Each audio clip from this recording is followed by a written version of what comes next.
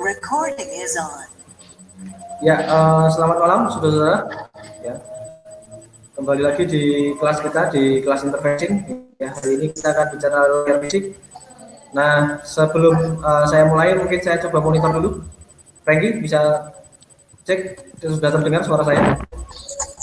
Bisa, Pak. Halo, suara saya? Iya, bisa, Pak. Bisa terdengar? Ya, oke. Bisa. Ya, sebelum saya mulai kelasnya, mungkin saya ucapkan salam dulu ya. Salam sejahtera untuk kita semua. Assalamualaikum warahmatullahi wabarakatuh. Ya. Waalaikumsalam. Om Swastiastu, ya, Namo Buddhaya, salam kebajikan. Oke, hari ini kita akan coba bicara mengenai layar fisik ya. Jadi nantinya layar fisik ini kita hubungkan dengan metode sinkronus dan asinkronus, gitu ya. Kemudian nanti kita akan coba sedikit melakukan dial up dengan praktek menggunakan sederhana sekali dengan menggunakan paket tracer, begitu ya. Nah, oke. Saya tanpa berlama-lama saya akan masuk ke dalam PPT ya.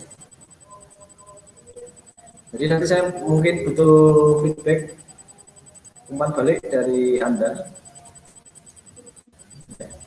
Oh ya, sebelum itu Anda bisa menyimak materi saya dari blog ya.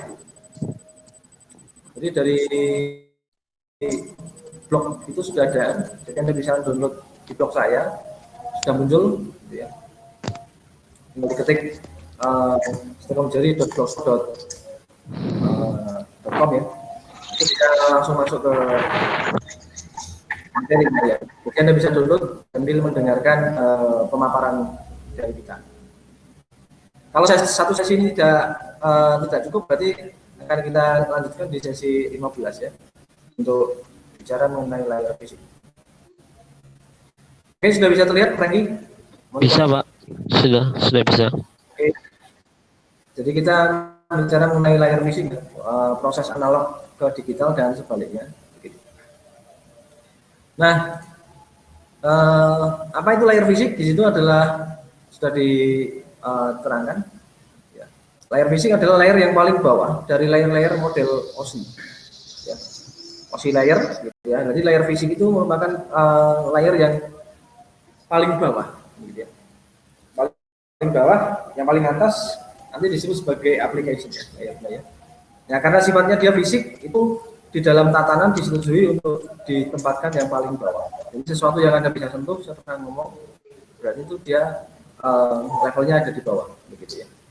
Tapi sesuatu yang Anda bisa pikirkan, bisa Anda visionkan, begitu ya, dan berguna untuk orang banyak, bisa mengontrol fisik itu yang disebut sebagai layar yang paling tinggi.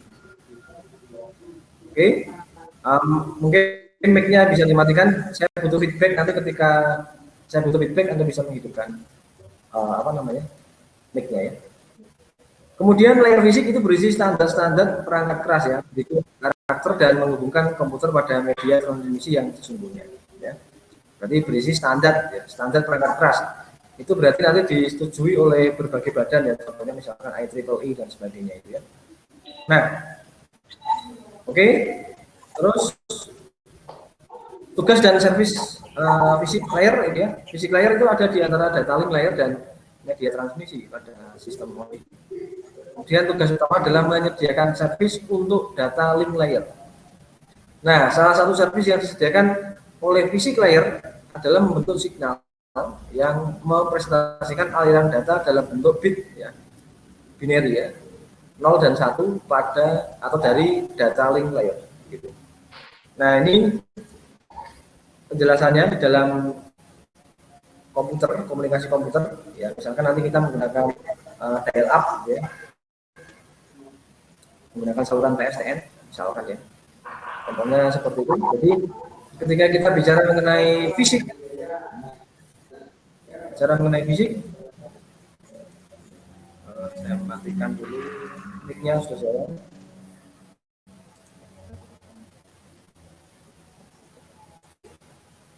Ya, saya kembali lagi ke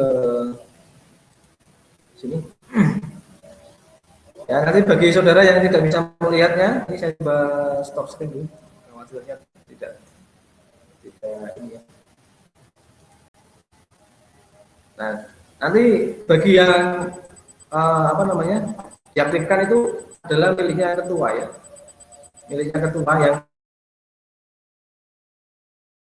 Anda aktifkan sehingga nanti bisa muncul gitu ya. Nah, saya butuh feedbacknya dari ketua. Ya, jadi sekali lagi saya butuh feedback dari saudara ketua. Nanti ketika saya tanyakan apakah terlihat atau tidak ya. Ini saya teruskan kembali kawan sharing. Oke. Nah,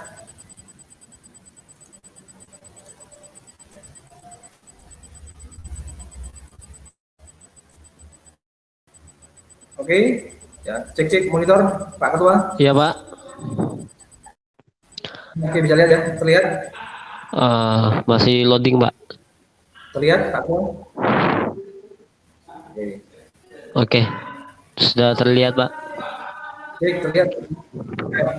Jadi di dalam OSI layer ini ada 7 layer, ini ya. Ada fisik, ada link, ada network, ada transport, ada session, ada presentation dan ada application. Ya. Paling tinggi adalah aplikasi ya, application. Nah, yang kita bicarakan adalah karena berhubungan dengan interface ya, yang fisik ya kita bicarakan. Jadi interface ini bisa Anda pegang, sifatnya dia fisikal, gitu ya, fisik. Terlihat seperti ini, fisik ya. Bisa Anda pegang, bisa Anda sentuh ya. Ya. Secara nyata begitu. Nah, kemudian kita perlu tahu dong perbedaan layar fisik dengan layar lain gitu ya. Jadi kalau kita ada lihat perbandingannya seperti ini. Jadi ketika ada 7 layar ini, ya, jadi ini perbandingan layar standar ya dengan layar yang lain. Ya. Nah, dari fisik, data link, network, sesi, ya, presentasi, aplikasi, gitu ya. Ini yang mulai dua ini implementasinya di dalam hardware, ya. Atau ini intinya Anda bisa lihat ya, karena sifatnya hardware. Sedangkan nanti mulai juga data link ke atas, berarti hanya fisik ya yang hardware ya. Tetapi dia kan karena penghubungnya adalah data link ini. Data link ini adalah dimiliki dua-duanya ya, baik hardware maupun software, maka dia ikut. Ya. Artinya apa? Yang atas ini ya dari 2 ke 7 ini diimplementasi menggunakan software ya. Ini diatur menggunakan aplikasi software. Nah, softwarenya apa Pak? Menggunakan TCP/IP yang ini ya. Nah, sedangkan standarnya bisa Anda lihat di sini IEEE, ISO, ANSI, EIA, itu ya, FCC ya. Nah, ini standar-standar untuk hardware-nya ini ya. Jadi standar-standar hardware maupun ini apa namanya? Layar ini ya. Jadi standarnya sangat banyak sekali yang menyepakati layar di model ISO ini. Ya.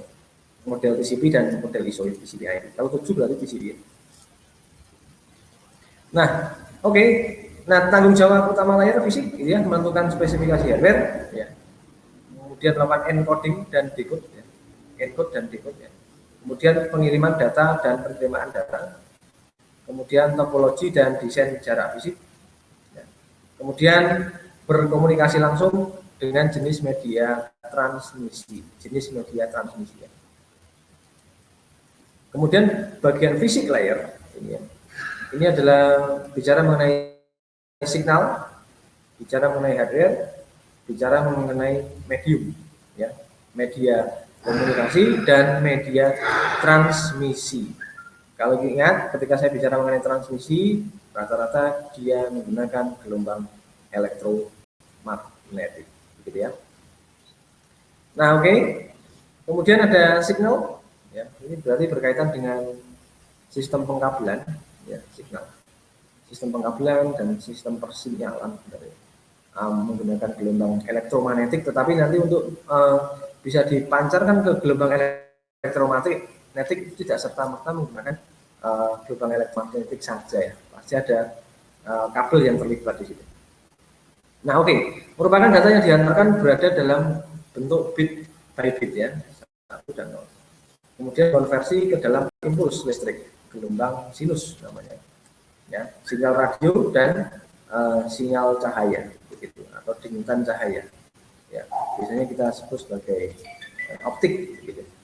Nah, kemudian ada 2 tipe sinyal elektronik ya, Ya, ini yang mungkin familiar terhadap Anda, fakultas Anda, yaitu analog dan digital.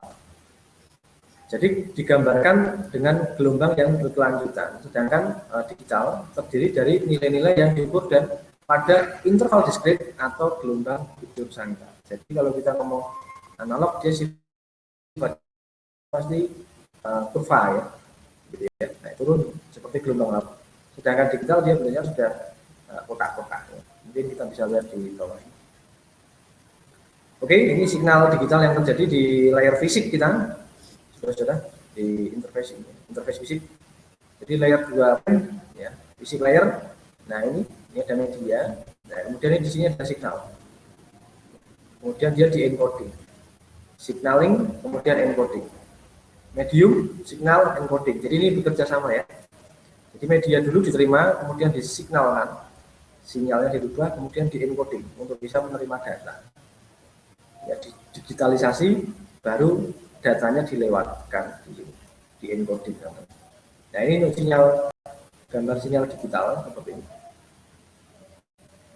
Kemudian selanjutnya sinyal analog seperti berikut ya. Jadi digambarkan dalam model fisik media, outbound-nya seperti itu.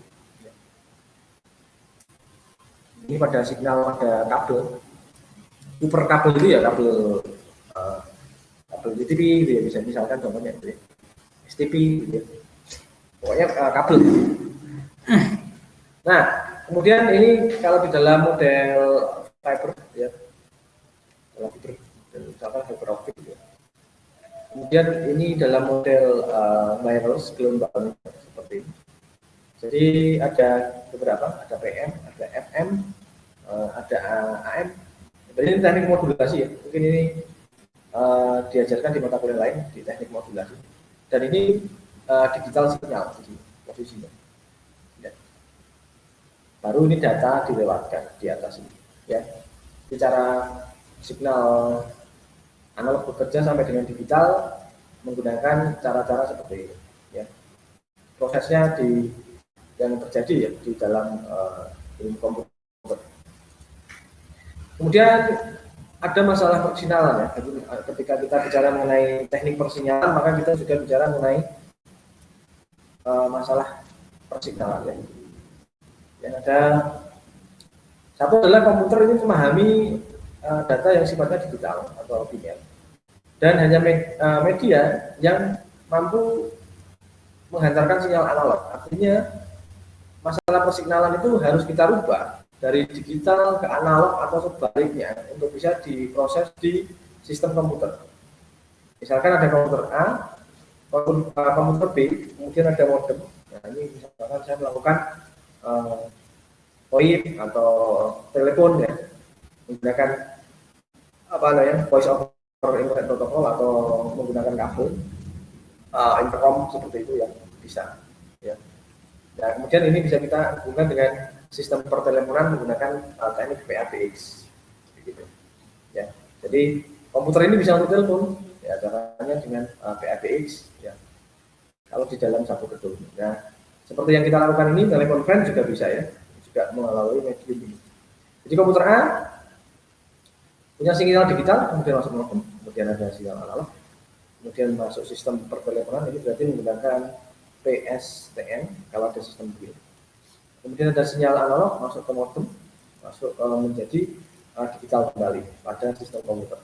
Jadi komputer menerima sinyal digital, sedangkan modem dan sistem di PSTN ya, ini menggunakan sinyal analog ya. Jadi analog dan digital posisinya ada di sini. Ini ketika mau masuk ke komputer dia digitalize.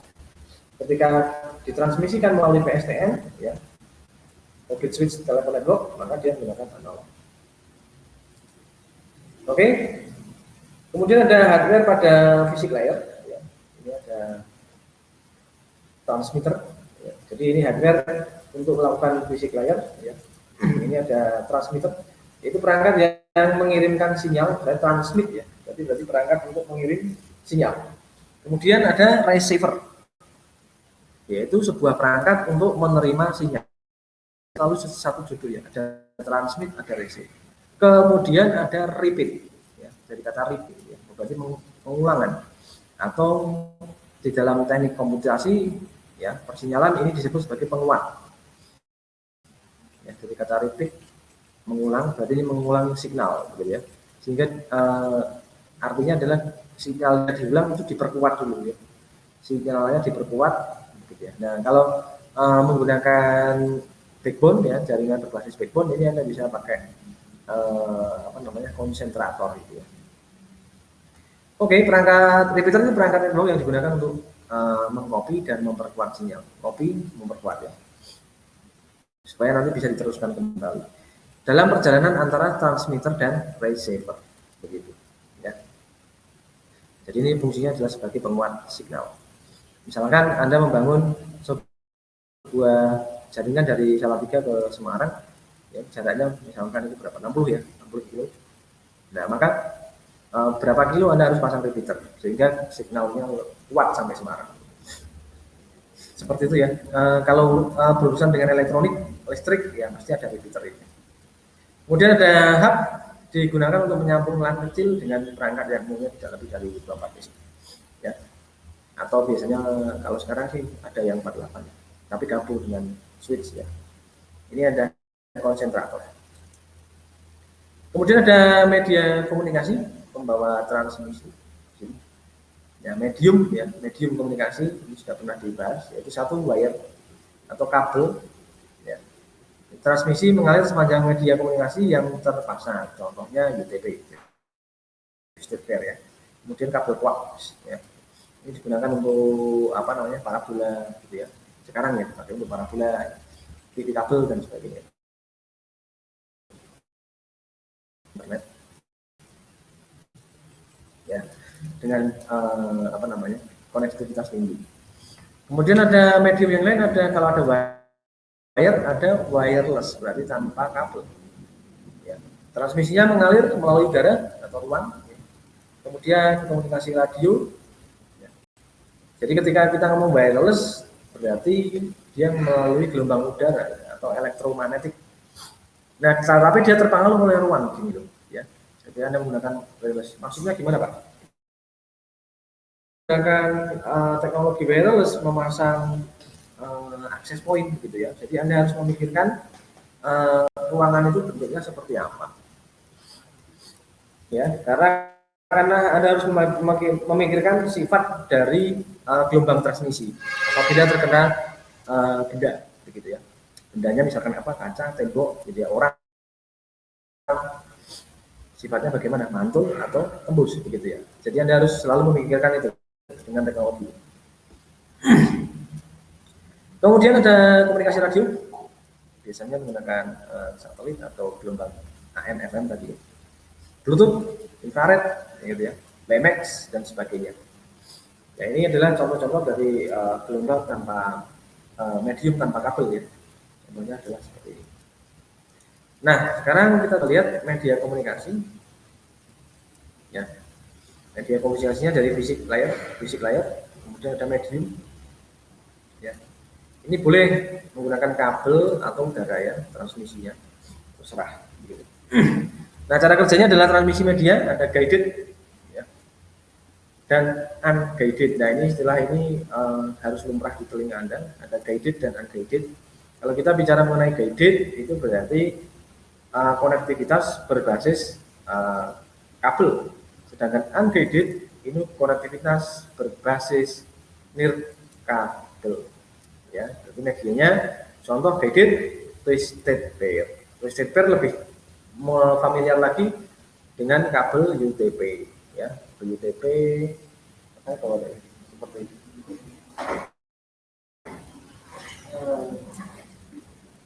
Kabelnya bulan, ya. Nah, kalau masih ini kabelnya seperti ini, saya stop share screen biar tidak melihat PPT terus, ya. Jadi kalau kita bicara mengenai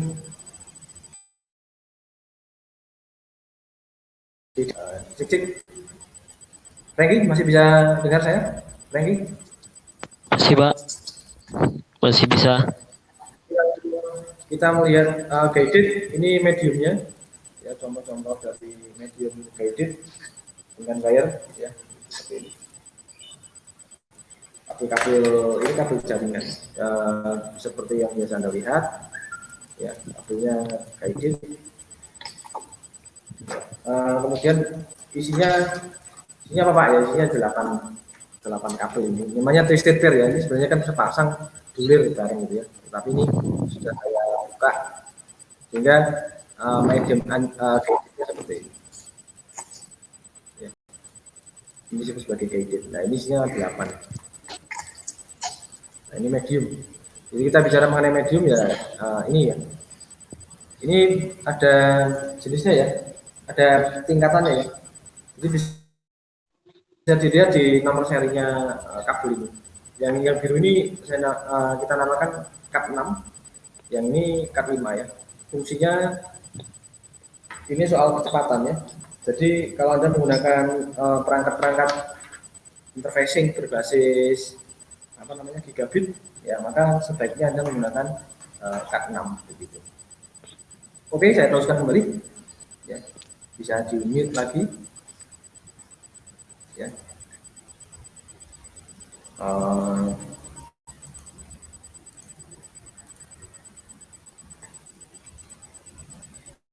Nah, ini namanya twisted pair seperti itu tadi ya, sudah saya tunjukkan secara langsung.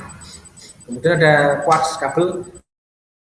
Quartz kabel itu kabel antena TV-mu itu di rumah ya, masih menggunakan TV antena biasa mungkin masih ada, atau parabola pun juga menggunakan kabel quartz gitu ya. Tapi ini quartz tidak lagi dipakai untuk komputer ya, karena nanti ujungnya Anda membutuhkan konektor yang namanya konektor BNC untuk kabel quartz.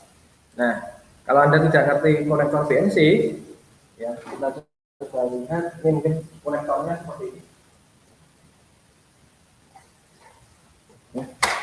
Cek, masih bisa lihat? Lagi, bisa lihat? Masih belum kelihatan, Pak. Oke. Ya, muncul saya? Ya, sudah, Pak. Ya. Ini BNC seperti ini. Ya, beda ya, ini saya coba kasih seperti ini. Nah, sekarang bisa lihat bedanya ya. Nah.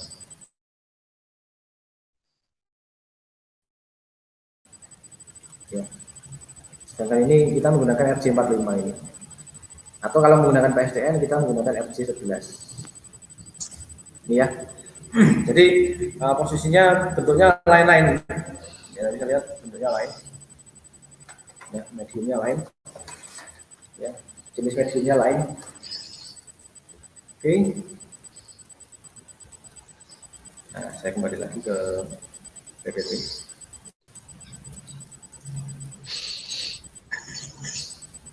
Oke. Nah, ini muncul di tempat Anda media komunikasi PPT.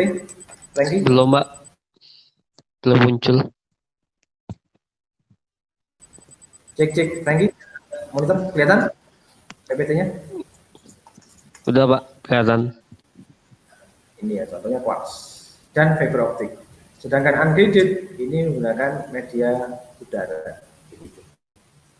Nah, kemudian encoding dan decoding. Encoding adalah proses untuk mengubah sinyal ke dalam bentuk yang dioptimasi untuk keperluan transmisi data atau penyimpanan data. Sedangkan decode itu proses untuk menyusun kembali. Ya. Jadi encoding itu mengubah sinyal, ya, sehingga dapat dioptimasi untuk keperluan transmisi. Sedangkan decode ini menyusun kembali atau menyatukan kembali, ya, sehingga nanti data yang kita terima bisa utuh kembali. Oke, prosesnya seperti ini, data throughput dan output ya. Jadi ada 7 layer ya. Aplikasi data network ya. Frame header, network header, data, frame header ya. Di sini kemudian baru data biner. Jadi di EndNote ya, jadi kita mau ngirim data posisinya dari aplikasi turun dari aplikasi. Ketika misalkan kita mengirim film ya, itu kan bentuknya digital ya atau file ya. Digital masuk nanti ke fisik ya, ke tempat komputer temanmu, fisik dulu, baru ke digital lagi. Gitu ya. Jadi prosesnya begini. Ketika kita ngirim file, ya, ngirim file Ya, ini berarti kita filenya kan dalam bentuk Word, Excel dan sebagainya itu ya, itu aplikasi. Kita kirim ya, melewati fisik, pasti melewati fisik. Nah, ketemu fisik, ketemu fisik ya. Baru jadi aplikasi kembali. Oke. Nah, saya coba akan demo sedikit sebelum ini berakhir ya. Nanti kalau tiba-tiba mati ini berarti berakhir ya, apa namanya? Rekaman kita ya. Oke, Frankie monitor. Jadi nanti kalau ini mati sendiri, ini berarti timer kita, apa namanya, habis itu ya recordingnya ya. Oke, saya cepat aja masuk ke paket Cisco. Bisa lihat ya Frankie ya. Cek Frankie. Monitor. Iya Pak. Ya. Kelihatan Cisco paket tracernya? Belum Pak. Kelihatan? Oke, kelihatan Pak. Muncul Pak. Ini contohnya ketika saya menggunakan saluran PSTN ya. Ini contohnya PSTN. Saluran PSTN ya. Ini modem, cara kerja modem kita kan bahas apa namanya? Modulasi, demodulasi ya. Maka alat yang tepat adalah modem ini. Ini ketika PC1 mau connect dengan PC0 dengan PC1 ini menggunakan perantara modem gitu ya, dan router gitu ya. Nah, ini coba kita lihat di sini bisa kita konfigurasi. Misalkan saya mau melakukan dialing ya atau telepon ya. Nah, ini berarti saya buka aja.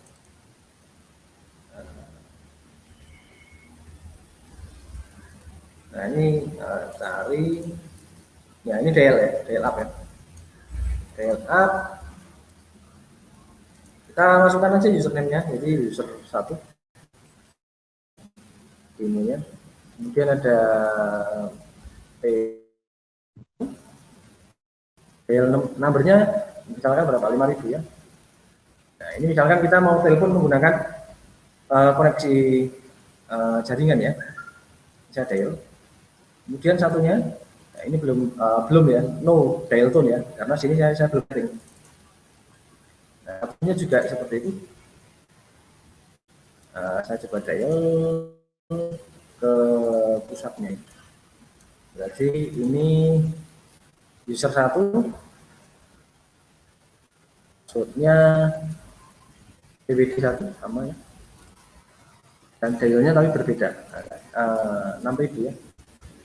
Nomor dialnya ya, seperti nomor telepon. Kemudian kita lihat ya, ini sudah mulai masuk ke dial. Nah, dari sini ya, mulai proses terjadi. Jadi ini prosesnya seperti ini.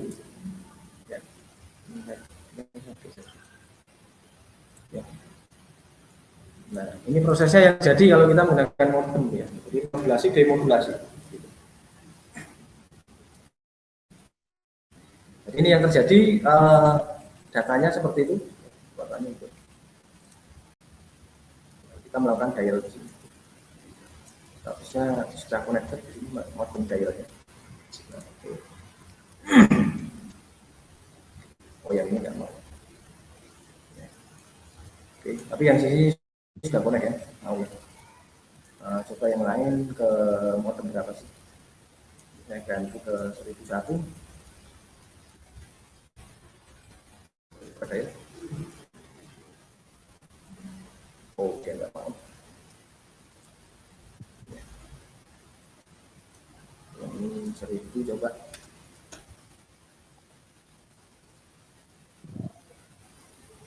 Oke.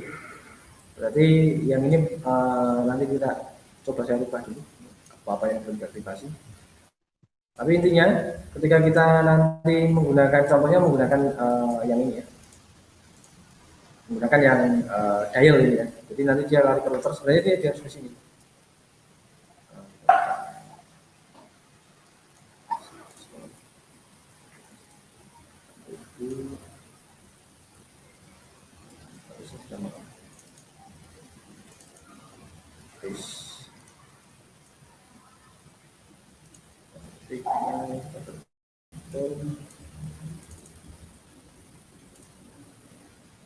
Mau juga kita pakai Ya, ya, tadi soalnya mau ya, itu tadi saya ulang, jadi dia nggak mau lagi. Cobain sekali lagi yang ini satu.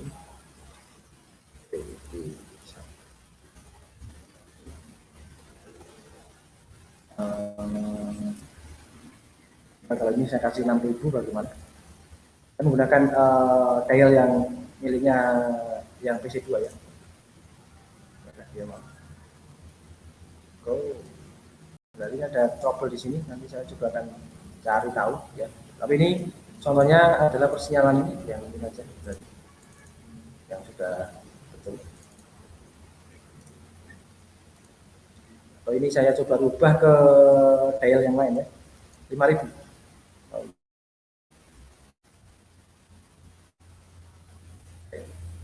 Oh, dia mau. Ya, berarti yang misi satu ini pakai nomor ini pun mau ya. Tapi nanti ini saya coba ubah lagi. Ya, saya akan lihat lagi. Jadi nanti kalau saya operate di sini kelamaan waktunya ya. Tapi yang jelas ini kita memberikan contoh, saya memberikan contoh bagaimana dia melewati sebuah modulasi, begitu ya. Dari fisik dimodulasi masuk ke fisik, gitu ya. Nanti kembali lagi ketika masuk ke komputer dia akan berupa aplikasi. Oke, kira-kira begitu. Sudah saya sudah selesai. Ya, demonya.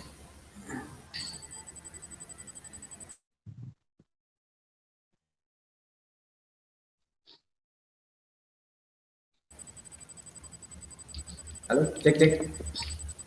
Iya, Jadi Pak. monitor. Oke, demikian pembelajaran kita gitu ya. Untuk hari ini untuk demo modulasinya begitu. Kira-kira sudah paham model modulasinya begitu, teman-teman? Sudah, Pak. Silakan. Main. Oke ya. Ini berarti pertemuan kita ke 14, Pak. 14, betul ya, Franky? Iya, Pak. 14. Nah, berarti nanti kita akan ketemu di minggu depan pertemuan kita ke 15, sekaligus mungkin pertemuan terakhir sebelum UAS. Jadi Anda bisa mempersiapkan diri. Ada lagi yang mungkin mau dikonfirmasi teman-teman? Mungkin boleh buka mic-nya. Halo, cek cek monitor apa tidur ini? Halo, cek cek monitor. Halo Pak, cek. Lain, Ya Pak. Iya, Pak. teman-teman. Iya Pak. Ya Pak. Sudah cukup paham? Sudah cukup paham? Paham Pak. Oke. Siap, Pak. Siap. Ya, baik. Nanti, saudara. Paham Pak. Kalau tidak ada pertanyaan, ini saya cukupkan untuk pertemuan kita hari ini. Ya. Nanti kita bisa melihat rekaman kita di saluran YouTube ya, dan siakan. Gitu. Baik, saya akhiri pertemuan kita dengan salam sejahtera untuk kita semua. Assalamualaikum warahmatullahi wabarakatuh. Waalaikumsalam warahmatullahi wabarakatuh.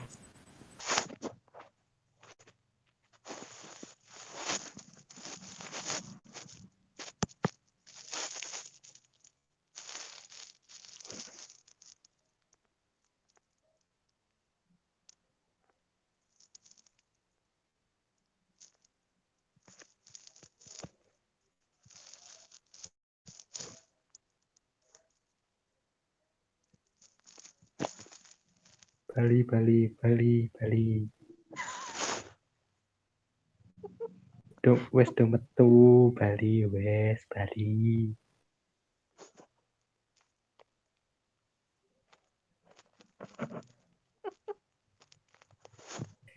Metu cuk, metu wes iki, lah wes metu.